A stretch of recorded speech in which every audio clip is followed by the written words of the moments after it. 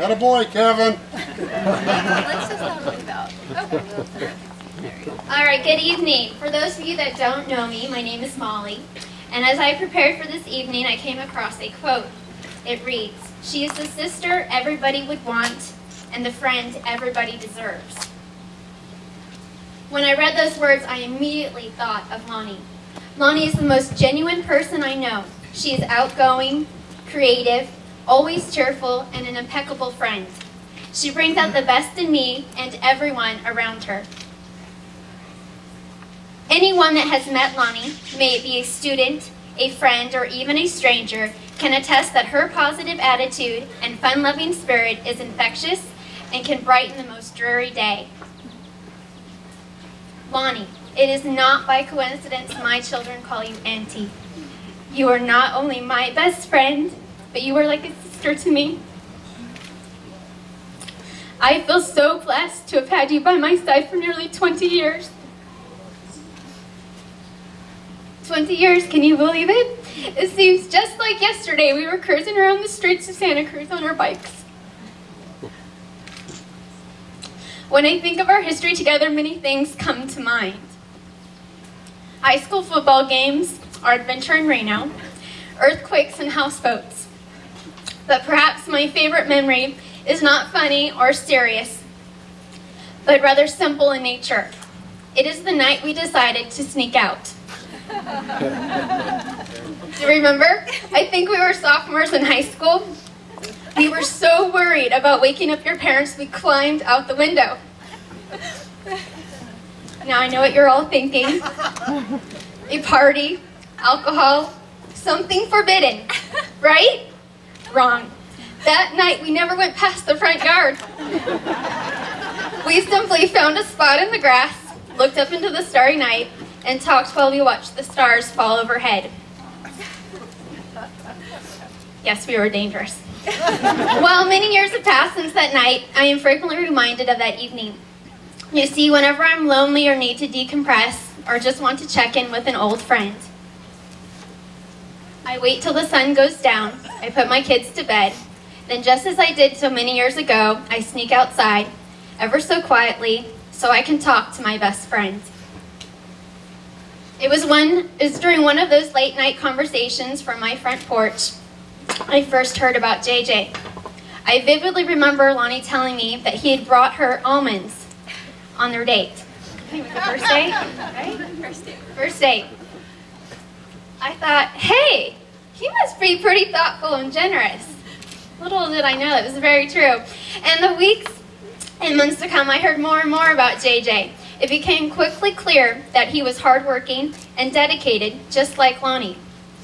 I was excited to learn that they also shared an interest in travel and outdoor adventure.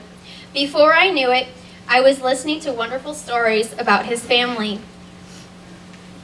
Needless to say, when I finally got a chance to meet JJ during my annual trip to California, I was prepared to meet a sincere gentleman. Those of you that know JJ, no, he did not disappoint. What I didn't expect to discover was a genuine sense of harmony between Loni and JJ. It is almost tangible. They seem so comfortable, so relaxed, and so at ease with each other. Instead of feeling like the third wheel that night, I immediately felt comfortable, relaxed, and at ease as well. It was as if the three of us had been friends forever. Needless to say, I think JJ and Loni are perfect for each other, and I couldn't be more happier for them. With that said, it brings me to great pleasure to invite all of you to raise your glass to my two friends, Loni and JJ. May your love continue to inspire and comfort those who have the honor of knowing the both of you.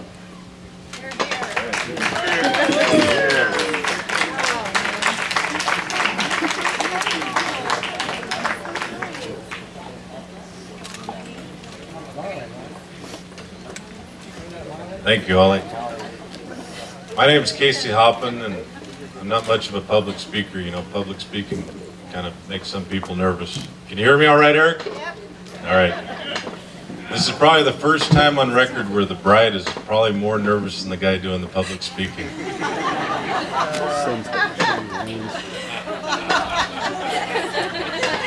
Having never had the honor of being somebody's best man, JJ, thank you. I couldn't be prouder to be here for you and be here for Loni. And I've never given one of these speeches, but fortunately I've been to 2 different weddings this summer. And I kind of watched what the best man was doing, and I noticed that both of them were telling stories about how they'd met in college and, you know, how good of friends they were because, you know, the one guy would help the other guy study, and they worked on school projects together, and how many classes they took together, and how they never would have made it through school without the other guy. And after going through my memories, I've known you since we were 2 noodly armed kids playing t-ball, and I don't remember one story involving a book, or a class, or a grade, or a project, but there's plenty of stories that aren't appropriate for weddings. So Loni, I'm going to start with you. JJ had been telling me for weeks about this new gal that he'd met, Loni. Turned out to be you. And I've been looking forward to meeting you and hearing all about you. But JJ doesn't just introduce, you know, every girl he would meet or date to his closest friends and family. But, you know, this weekend was coming up and he'd had something special planned, and this was going to be the weekend that, you know, me and a few other people were going to get to meet you. So of course I bought tickets to the Destruction Derby so that I could meet this special lady. And I remember walking up the bleachers and I had 2 thoughts.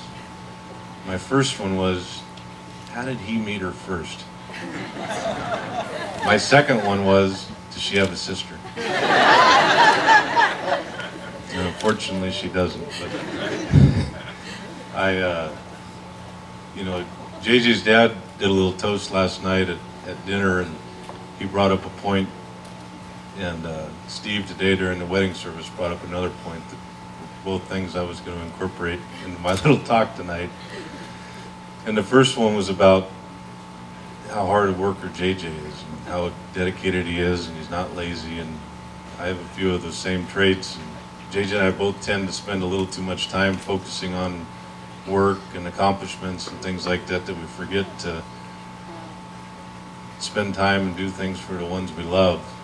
And since school, most of our conversations are usually on the telephone at 6 in the morning or about 9:30 at night, either going to or coming home from work. And 2 of my most memorable phone calls with JJ is when he, shortly after I'd met you, he was talking about you, and we were talking about someone that was going on a houseboat trip or a camping trip or something. And I remember telling him, you know, I miss doing stuff like that. I remember all the things we do in college. I mean, you had a couple hours of work to do a day, and then the rest of it was just free time and fun time. And I remembered, I was telling him, you know, there's just not enough time to do those things anymore. And I remember him telling me, I'm going to figure out a way to make time for this one. And I've noticed that he's been doing that.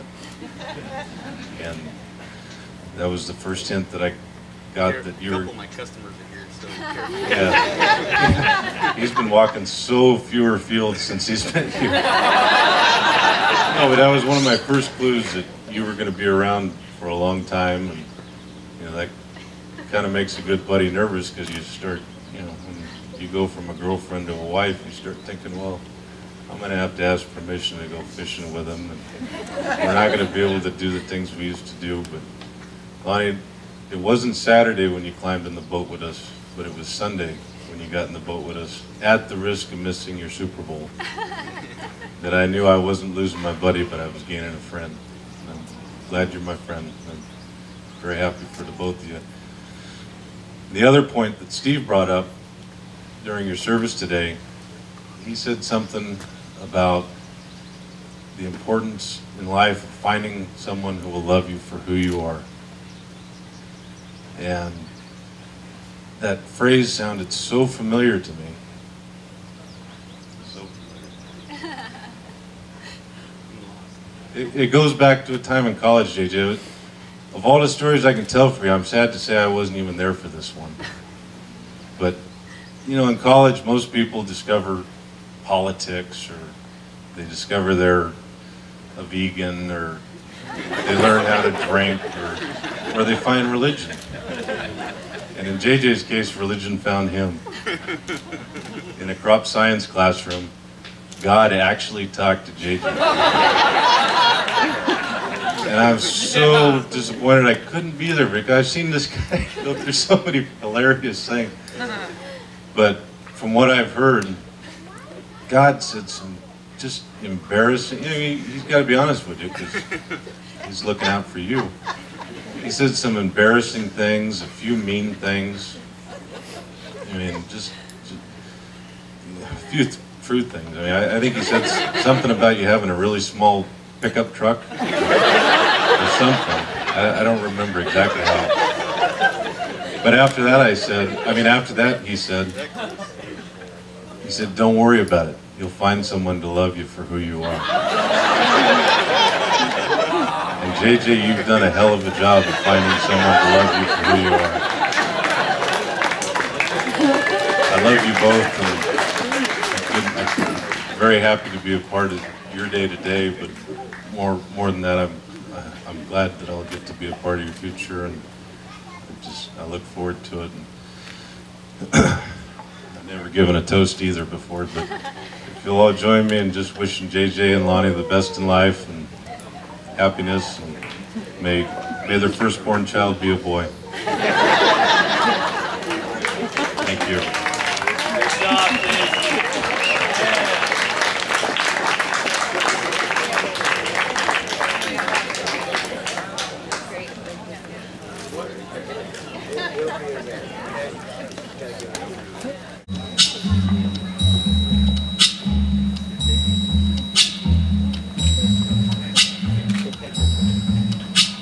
When the night has come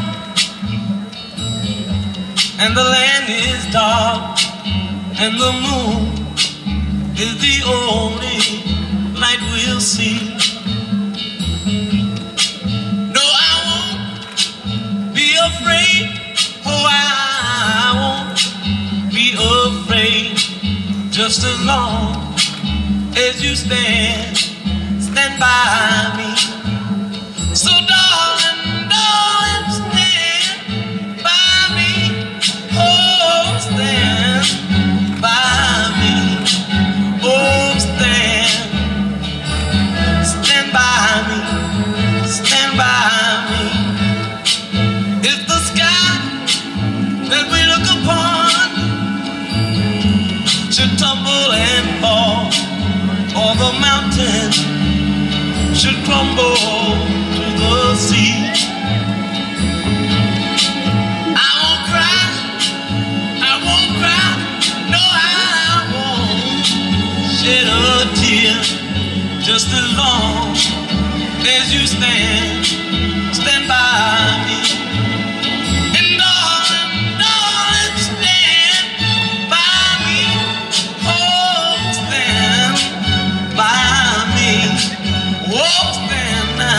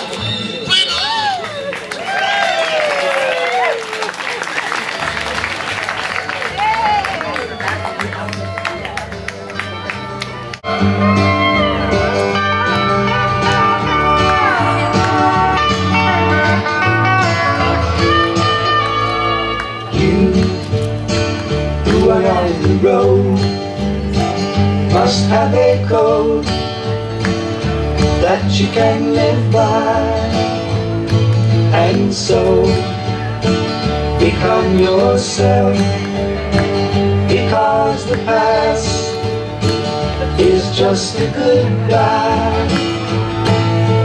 Teach your children well, their father's hell did slowly go by, and feed them on your dreams, the one they picked, the one you know by. Don't you ever ask them why, if they told you you would cry, so just look at them and sigh,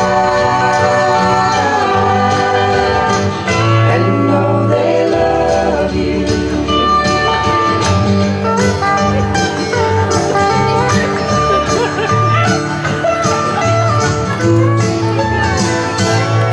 And you are the tender years, I know the things that your elders grew by, and so please help them with your youth. They seek the truth before they can die. Teach your parents well, their children's hell will slowly go by, and feed them on your dreams, the one they picked, the one you know by. Don't you ever ask them why, if they told you you would cry, so just look at them and sigh, and know they love you.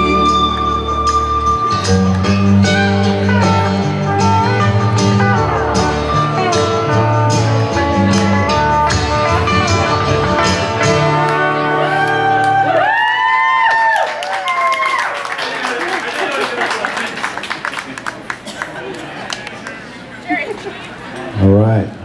Congratulations, Dad.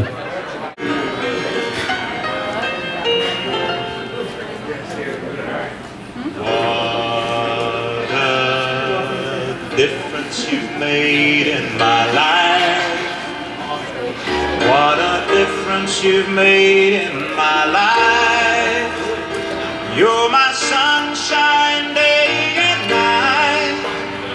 Oh, what a difference you've made in my life.